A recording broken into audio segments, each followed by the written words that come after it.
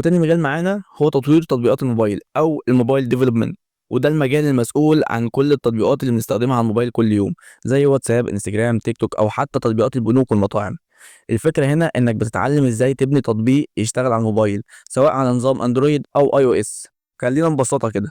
لو انت عايز تشتغل على اندرويد غالبا هتتعلم جافا او كوتلين، ودي اللغتين اللي بنبرمج بيهم تطبيقات الاندرويد. اما لو عايز تشتغل على اي او اس فهتتعلم سويفت، ودي اللغه الرسميه اللي بتتعامل مع اجهزه ابل زي الايفون والايباد. لكن في كمان طريق تالت اسمه كروس بلاتفورم ديفلوبمنت، وده بيخليك تكتب كود واحد والتطبيق يشتغل على اندرويد واي او اس في نفس الوقت. ودي بتتعلمها باطارات عمل اللي هي الفريم ورك زي فلاتر او رياكت نيتف. المجال ده حلو جدا لانك ممكن تبدا بمشاريع بسيطه زي تطبيق تو دو ليست او آلة حاسبه، وبعدين تطور وتعمل تطبيقات اكبر تنزلها على جوجل بلاي او اب ستور. وكمان فرص الشغل فيه ممتازه جدا سواء كمبرمج فريلانس او مع شركات تطوير التطبيقات. بس الاهم انك تبدا بفهم الاساسيات كويس جدا، ازاي التطبيق بيتعامل مع المستخدم وازاي البيانات بتتخزن، وبعد كده تشتغل على مشاريع صغيره عشان تتعلم من التطبيق العملي.